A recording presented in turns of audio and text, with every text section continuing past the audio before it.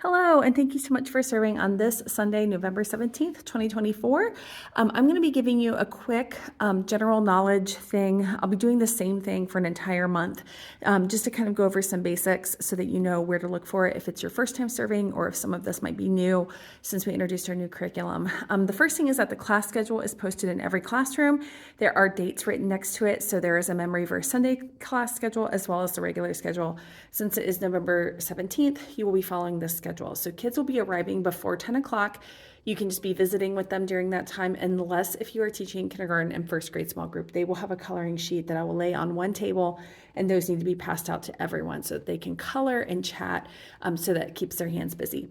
Also, every classroom has a servant checklist, which will help kind of guide you of what the expectations are when you're in here.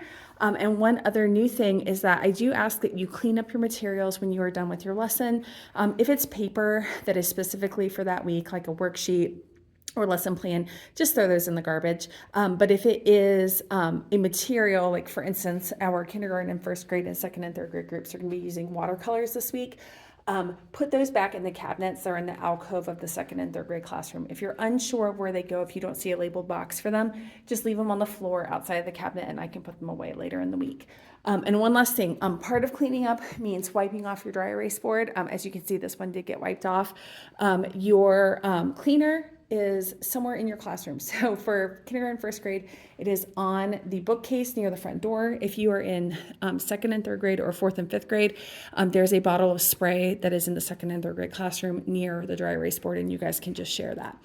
So I'm going to begin by going over the lesson plan for our kindergarten and first grade and our second and third grade small groups, because you guys will be doing the exact same thing. So if you are in a different group, you can skip this part, because next after this one, I will be doing the fourth and fifth grade small group before then I teach the large group portion. So this is the cover sheet. I had not been including these before, but it is important to know what our story of the week is. It gets taught during large group time, but all of our activities are centered around it to learn what God's character trait is that we learned from our story this week. And so this week, our story is Daniel in the lion's den. So you can look over that cover sheet, gives our bright idea for this week, our monthly memory verse, and what our he, we, me questions will be. And then here's your schedule. This is what used to be your cover sheet. So at 10 o'clock is when you're going to begin your first activity. It's called Roar, and that is here. It is always color-coded blue, titled, and it has the little icon for belong.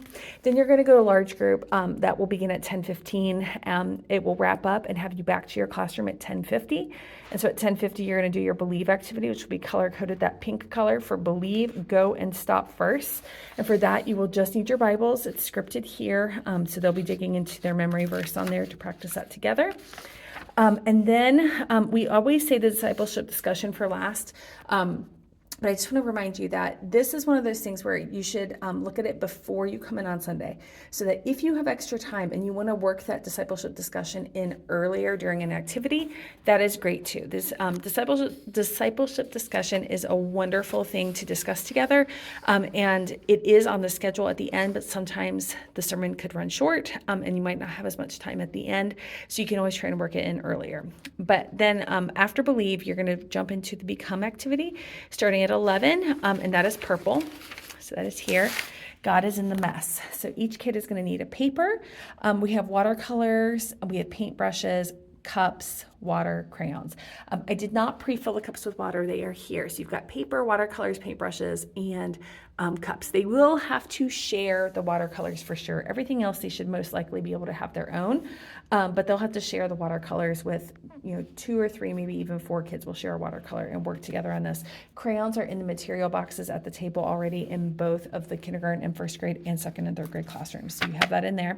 Following that is your wrap up, where you'll answer that me question, because the he and the we were answered during large group. You'll choose your challenge for the week. This comes from your take home sheet, and you will pray together and go ahead and start to say goodbye, because this is going to be about the time that parents might start showing up. But then you move into your discipleship discussion if you haven't already talked about it yet. So what does the story of Daniel and the lion's den mean for followers of Jesus? But what about standing up for the truth? So it takes a nugget of one of the parts of the story that we read for the week and applies it to our lives today. So this is going to be the same in every small group. But so this is what you're going to be talking about this week following that story about Daniel. So now I'm going to move on to our 4th and 5th grade small group lesson. So if you are not teaching large group and only teaching small group for kindergarten, 1st grade, or 2nd and 3rd grade, then you are done with the video and you can stop it here. Otherwise, please keep watching. All right, so 4th and 5th graders, same thing, reminder in here. The kids love to write on the board in here, and that's fine if that's part of the lesson or something that you're doing together as a group, but please do erase the board at the end of class. I'm going to leave it up there just so that I can chat with them about it. It just needs to be erased at the end of class, and it should only be stuff that you guys are doing as a group, not just them like grabbing markers and writing it on their own. But so 4th and 5th grade, this is what you guys are doing. Same as the younger group, you have a cover sheet which explains what our story is for this week. It is Daniel in the Lion's Den. It has a reminder of our memory verse, what our bright idea is for this week, and the he, we, me questions that will be set during large group. Then you have your schedule. This is what used to be on the front cover, but now it's going to be 1 page in. And so your first activity is Belong. That starts at 10 o'clock. You don't need any materials for that. It's called Sleeping Lions. They're always color-coded and labeled, and they have the title of the activity as well. After that, you're going to go to large group. Following large group, you're going to be dismissed a little bit early from large group. So most kids will be getting out of there at 10:48. You guys might get out at like 10:45 to give you more time to get upstairs. So if you go upstairs, make sure you remember to take cell phones, walkie-talkies, the yellow bag with any materials that you need for the Believe and the Become activity. And I believe in a key. That's all in the yellow bag right there. So you can just move the materials that are in Believe and Become into that yellow bag to take upstairs with you, but make sure you do have the walkie-talkie and your cell phone so that you know what time you need to come back downstairs for pickup. So after that, when you come back from large group, whether you go upstairs or if you choose to stay down, you're going to move into your Believe activity, which is tape project. And so you have some paper as well as some super fun glow-in-the-dark tape. It's amazing. I tested it out myself. It really glows. I bought 2 rolls of it. Please don't let them go crazy with it. Let them use what they need for their project, but not be like putting it all over themselves or all over the classroom because it is expensive. And I want to save it if we ever need it for another project. So they'll have tape project. And then following that, they will move into their Become activity, which is God is in the Room. And on here, they just need paper. It does ask for music. You can pull this up on your phone if you want to use Spotify or YouTube Music, Amazon Prime Music, whatever your music choice is. You can look up some of these song suggestions and pick one that you want to play while you're doing this activity. Following that, you have your wrap-up and your discipleship discussion. Wrap-up always answers the me question. You can choose a challenge for the week from the take-home sheet, say goodbye and pray together, and then discipleship discussion. Now, this is always listed last because it's kind of an open-ended discussion to have together as kids are exiting.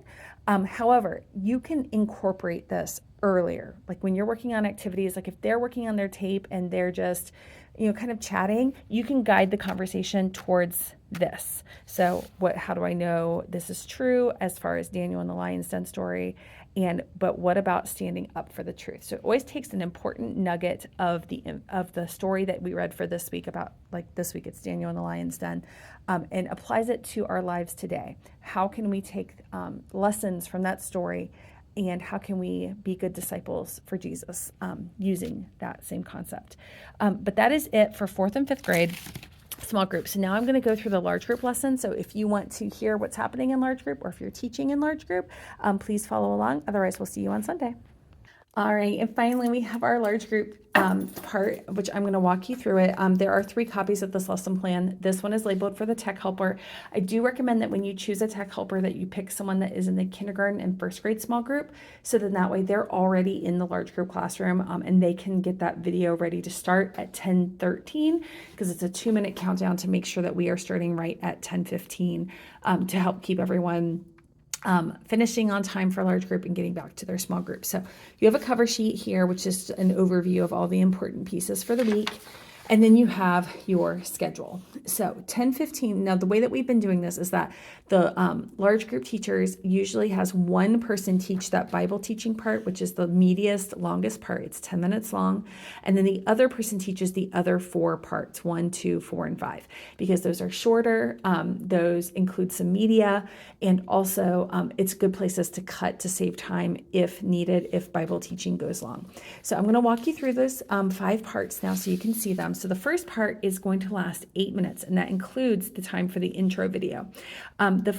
During the welcome, there is an activity. I did print out the printable pages. It is right here, so that there are slides for them. If the slides are not working, you have backup because sometimes media doesn't like to cooperate. So we just have a printed backup. After you do that activity, then you're going to show the intro video, and you can follow the script or use your own words that have a similar vibe. And then you're going to set the he, we, me questions for the lesson today.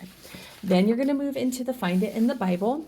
And this is where you're going to talk about God's big story and where this story fits within God's big story.